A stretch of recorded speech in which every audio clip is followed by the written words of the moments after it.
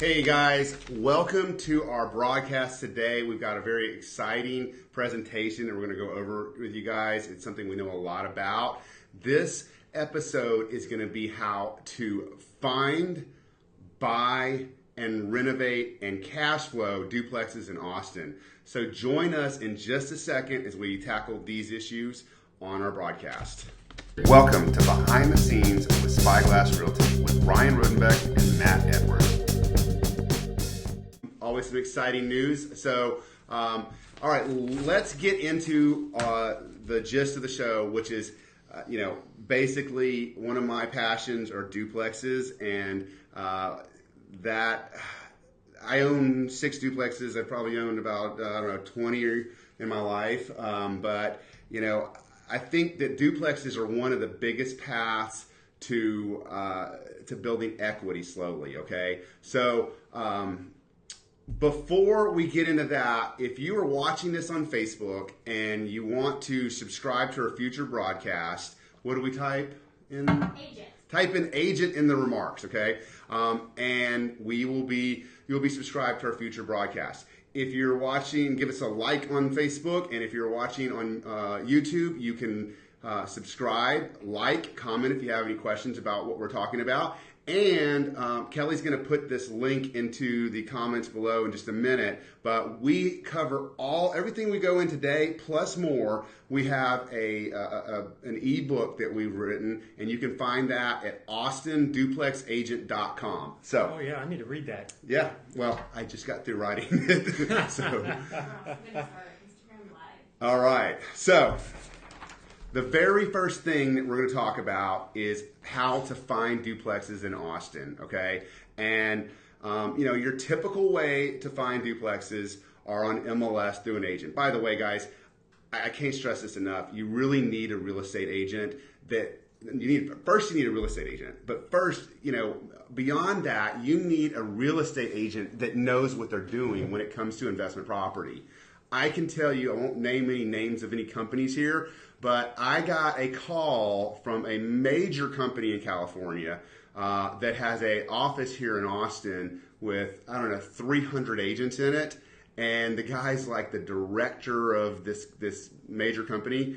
And instead of using one of their agents, they used us because he's an investor and he knows investment property. And when it came to the Austin market, he wanted to find someone that specialized in investment. So, this is from a broker in California that knows what he's doing. He knew he needed a local investment expert. Matt's working with this guy right now, right? Done. Okay. Yeah. So, first is MLS, obviously. Okay. We'll go into the ins and outs of that later. Another way that you can find duplexes or rental property is through wholesalers. Now, what I'd like to tell you about wholesalers is, Matt and I and anybody that's in investment residential property, they're keyed into all of the wholesalers in town. I mean, I probably get, Oh, okay, let's put the brakes on right there. So what is a wholesaler? Good point. So it is basically they flip contracts. So they do a lot of direct mailing, SEO, things like that for distressed homeowners. Door knocking. Several different ways they get leads. And then what they do is they go out, they get the property under contract, and then they blast that out to their network of investors and agents. And then you can evaluate the property. They do find some good deals, but I'm not the biggest fan of how they operate because they put such stringent timelines on evaluating the property, looking at it, and then writing an offer. And it's so quick sometimes. Even if it's a good deal, if I have to stop what I'm doing because I get it at noon and they need to know by 5, it's a little tough. It's tough because for one, you're not going to get be able to do your due diligence, and 9 times out of 10, you have to stick a $5,000 deposit down, and it's non-refundable. And all the properties are as is. That's right. But I will tell you, this is not for the faint of heart here, but I have bought at least 5 homes or duplexes from wholesalers. What you need to know is that about 90% of the properties they send you are not going to work for one reason or another. Now, and here's another thing I'd like to say is what they're doing in most cases is they're promoting these properties as being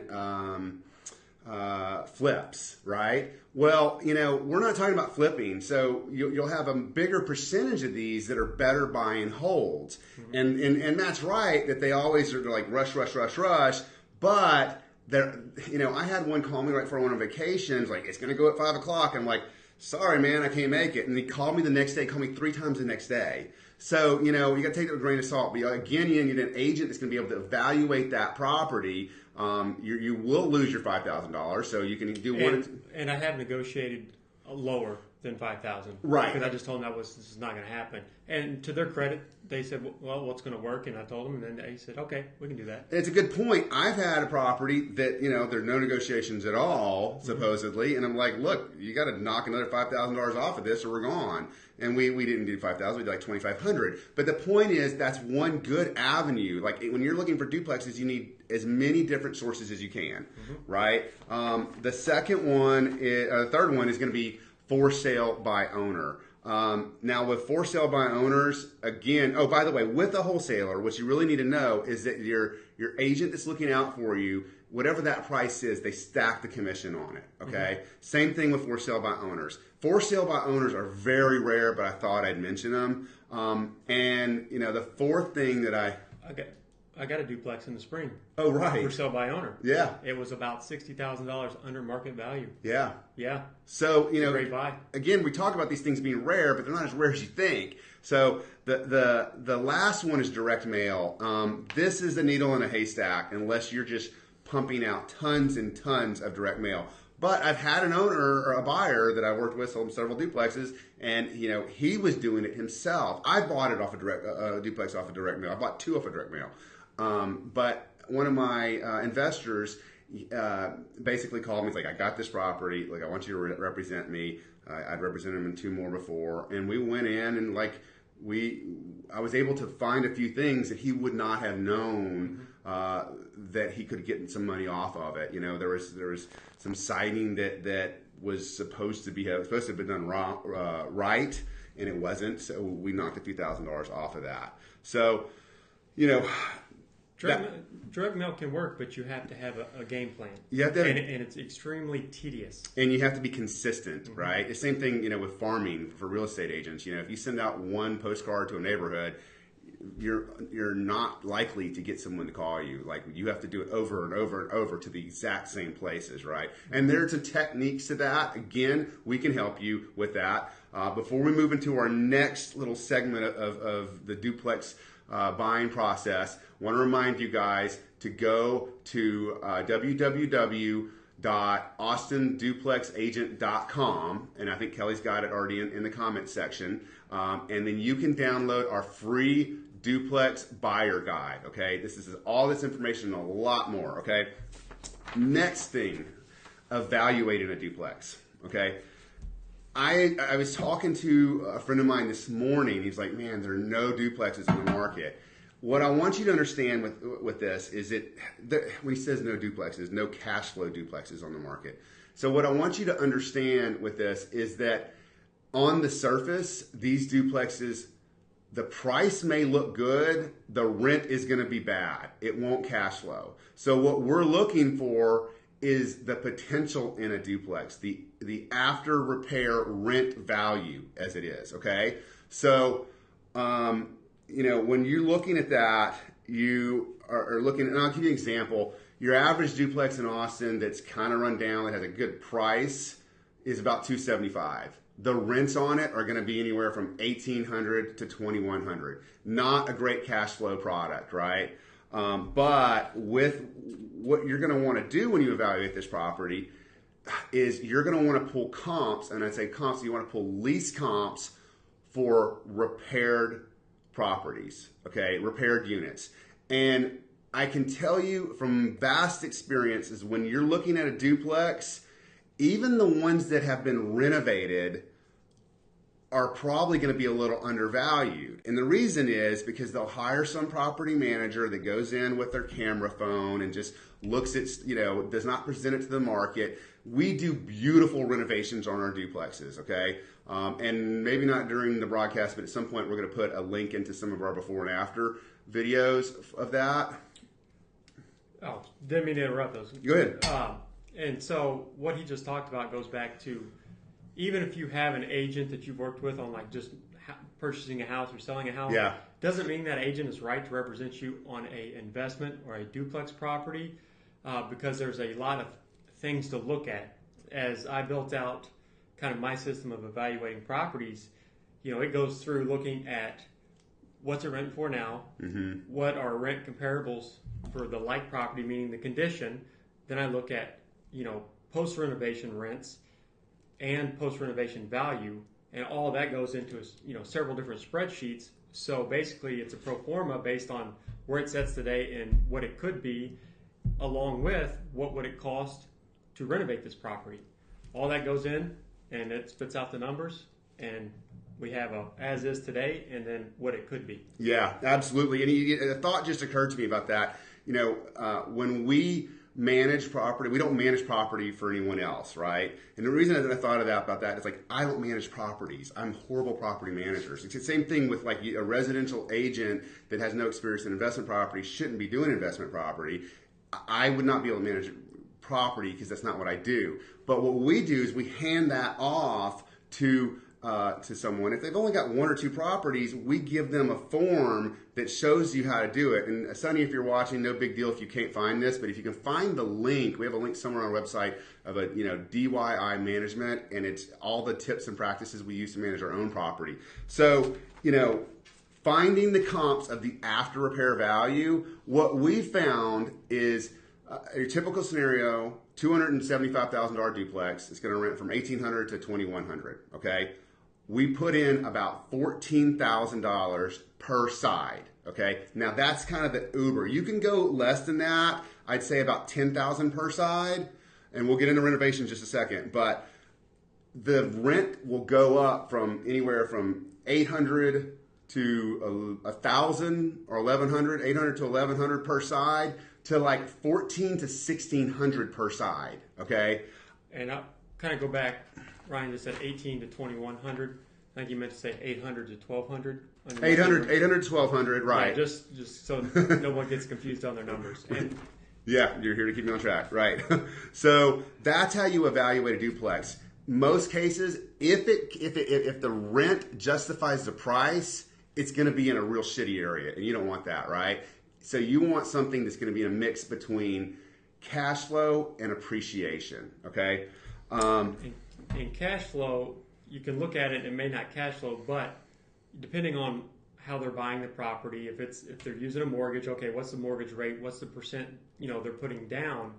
And then you have to figure out, okay, their monthly mortgage payment's going to be X. Then you look at the taxes on the property. Then you have to factor in insurance, operating expenses, things like that, and vacancy rates. Yeah, right. And so once you factor in all of those, you can get pretty close to what it's going to do on a monthly and yearly basis. Absolutely, and we have those pro formas. If you ever need it, just drop me a line. The next thing that I'm going to go over is, and in our ebook, we have a formula for writing offers when you're not in a multiple offer situation, and a formula for writing offers in a multiple offer situation. For the sake of time, we're just going to go in a multiple offer situation because most of the duplexes that are good are going to go into multiple offer situations. And I have a whole nother video that Matt and I did about writing an offer in a multiple offer situation. So we're not going to spend a whole lot of time on that, but I'll go through it really quickly. And you know this as well. You've done several of these multiple offer situations. Obviously, an aggressive price. What is that price? Who knows? Okay.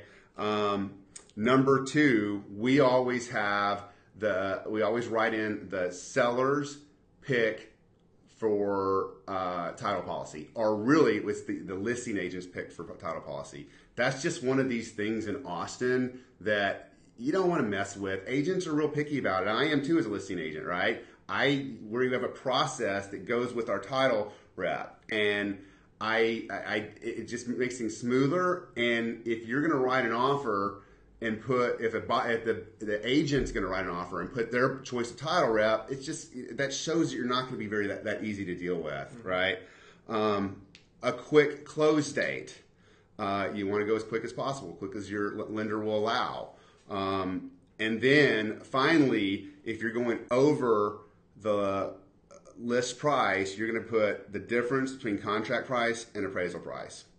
So I've got one more trick with that, right, that I do sometimes.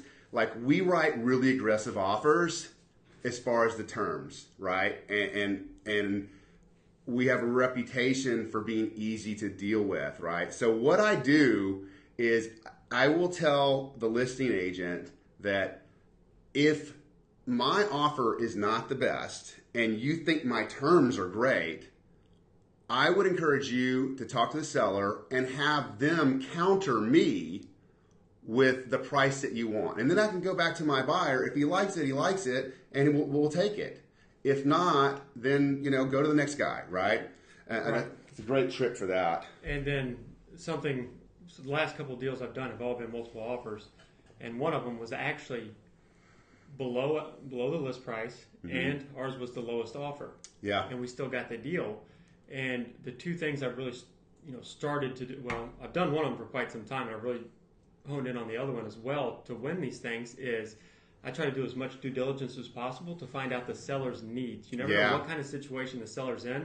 So if you can figure out what they need, I craft the offer based on that, as well as all my communication with the listing agent.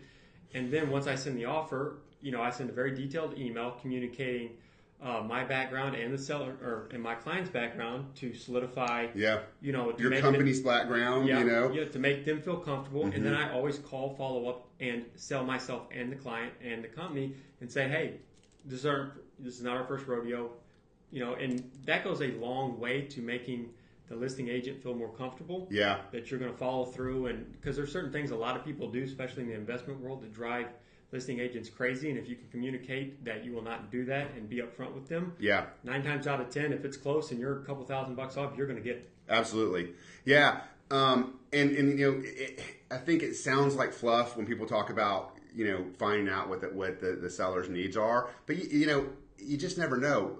The act of calling another agent and asking that in itself gives you a point, right? So I'd highly encourage you to really not, we see this all the time. And one more thing that I thought of when we get these multiple offers, we deal with a lot of listings, and so I've had 20 something offers before, right? You have too, right?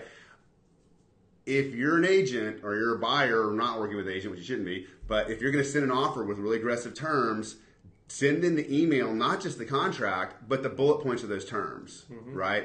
Yeah, because reading 20 contracts is not fun. No. Professionalism and laying everything out for the listing agent is going to help your case, okay?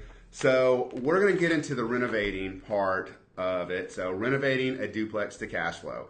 Before I do, if you are watching on Instagram, the last couple days we've posted renovated duplex on our profile. If you're watching this on Facebook, check out our Instagram. If you're watching this on YouTube, check out our Instagram. We're going to have the link below.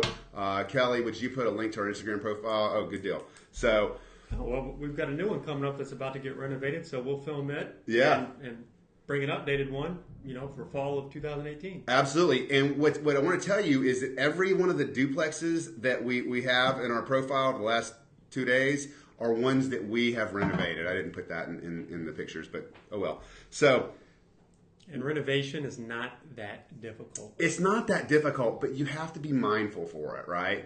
So what we saw when I got into this business in 2004 was that every duplex, the common thread around duplexes in Austin was, an owner, when it turned over, would do the bare minimum in order to get it rented. Your typical duplex has popcorn, crappy Formica, linoleum kitchen, and some shitty carpet that's been ran over like 5 times, right? So it was very normal for a tenant to do the wear and tear on that property, and and like I'd have owners when I was in property management years ago that would try to shampoo the carpet 7 times. Okay, well, as the value started going up in Austin, you would see people. The only way to make a duplex cash flow was to renovate it. Now, I want to tell you one more thing about duplexes while I'm at it. Is that I think that they're so valuable, and the reason they're so valuable is that they're not making them anymore, right? And people might say, oh, well, look, there's all over Zilker, they're all over South Austin, right? No, they're not. Those are duplex condos, okay? And I think my opinion is that they're almost recession-proof, right? Because it's not cost effective to build a duplex, but it's very cost effective to renovate a duplex, right? Well, for one, you need a lot that's over 7,000 square feet, and those are far and few between that actually hit the market. Yeah. And with the cost of land, cost of construction, and all of that, by the time it's said and done, it makes no sense to rent that out when you can sell it and make a nice profit on that deal. Selling them as condos, so individual units. Yeah, and I have a theory that in 10 years, there's going to be even fewer duplexes because of, like you said, the lot size, right? So, when we talked before about evaluating a duplex, we're wanting to bring the value up, all right? And not just the value in the rent, but also in the value of the lease, right? So the things that we do, we put these vinyl plank floors, right? They're glue down floors. They look like wood. They look great. We scrape the popcorn. We put quartz countertops in them, which quartz is the cost of quartz has gone down, and stainless steel appliances. Okay, so if you were to take do a make ready on a duplex with just had popcorn and paint and same old appliances, you're going to spend anywhere from $5,000 to $7,000, right, per unit. We're spending about $14,000 because we're doing that top end one. You can cut a few corners and go for about $10,000 or $11,000. IKEA makes this countertop that's got a Formica top, but with like a stainless rim on it, and it's like $99 for 8 foot, and it looks really slick. We put usually a Subway backsplash, so we're spending a little bit more, but not that much more. We usually get our appliances from Lowe's, brushed nickel, fixtures and knobs, and we really make it good. One of our core values here at Spyglass Realty is that design matters, and I can tell you it really, really does. It makes a big difference. Not only does it bring the lease up and bring the value up, but it also gives you the best tenants that are going to stay longer. I mean, it's big, right? So I want to tell you one more thing about financing, right? Financing and how we've built a equity building machine out of buying duplexes. So right now, an FHA owner-occupied duplex, you can get in for 3.5%. I'm going to stop you right there. Yeah. So that's actually my rate was below 3 when I bought my first house. So my first house I bought was actually a duplex, and I put 3.5% down, and my interest rate was like 2.8%. I don't know, it was crazy. It was like 2012 or 2011, whatever it was. And so I bought this duplex. One of the units was already updated. One was not. The updated one was rented out for the amount that my mortgage, taxes, and insurance were going to equal. So I got in there and lived for free. Yeah. Only put 3.5% down. And by the time the rents were credits and the deposits were credited back, I think I wrote a $3,000 check. Yeah. And that was it. And then I got in there and painted my unit and did the updates myself over time because I was willing to live in there, and it's kind of ugly, and increase the value of the property. That way, when I moved out of that property, I could, maximize the rent, and the thing would cash flow like very nicely. Now that was in a different market than Austin, so yeah. But okay, and I want to say that I started my first home I ever bought was a duplex, and that's how you build wealth. You got to start somewhere, right? FHA owner occupied rate is 3.5%. I'm sorry, 3.5% down, okay? The rate on that is 4.65, okay?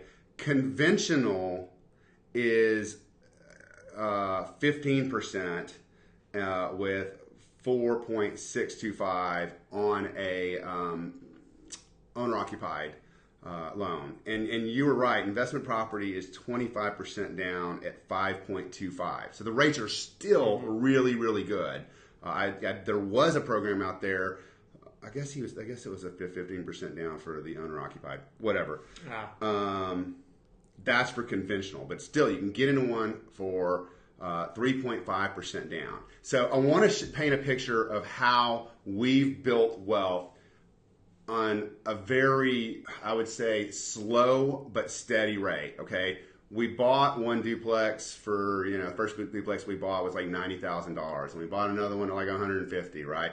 So what we did, we set up our accounts. The rent would keep flowing in. We never spent a dime on it, and we kept building that up. Our fourth duplex that we bought, and let's see, I've got it right here. So if you are able to pull money out of your house and do a home equity line of credit, and then you can pay cash for a duplex, right? I had a partner on this one. We went in halves. I was my line of credit, his line of credit. This is I think 2 years ago, so now the numbers would be a little bit more. We bought the duplex at $210,000, okay? Cash, okay? There's a program called a delayed finance, and my friend Max Lehman at Northwest Funding, or I can't remember. Max Lehman, he's the one who helped us with this. Delayed finance. You put $210,000 cash on this one duplex. We ended up putting $30,000 into it, right? We actually got lucky because normally we'd spend about $40,000 on that type of duplex, but we got the seller to kick in $10,000 for repairs. So at this point we've got $240,000 into the duplex, right? With a delayed finance, you can finance the property within 6 months of buying it, and they will give you 70% of the value or up to the purchase price, right?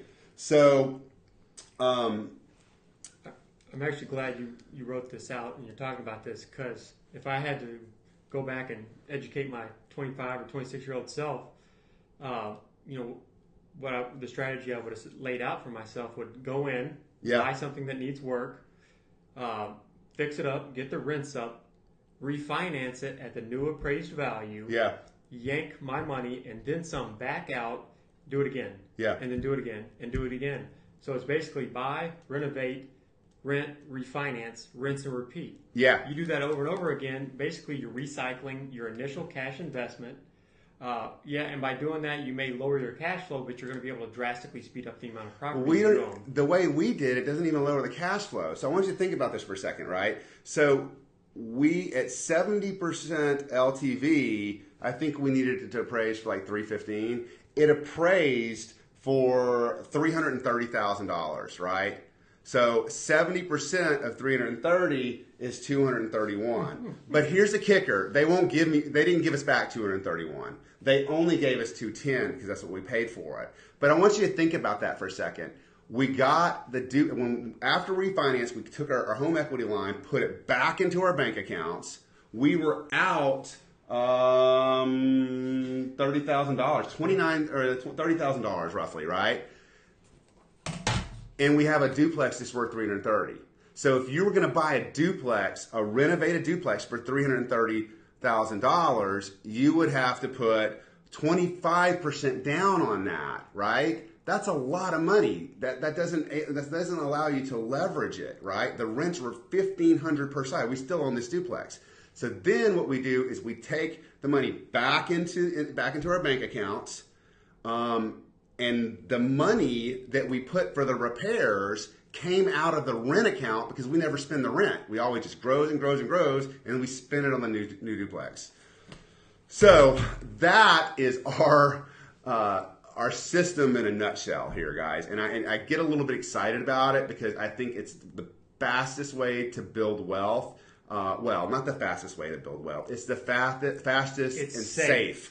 Right. So, once again, if you want to get a copy of our ebook, go to austinduplexagent.com.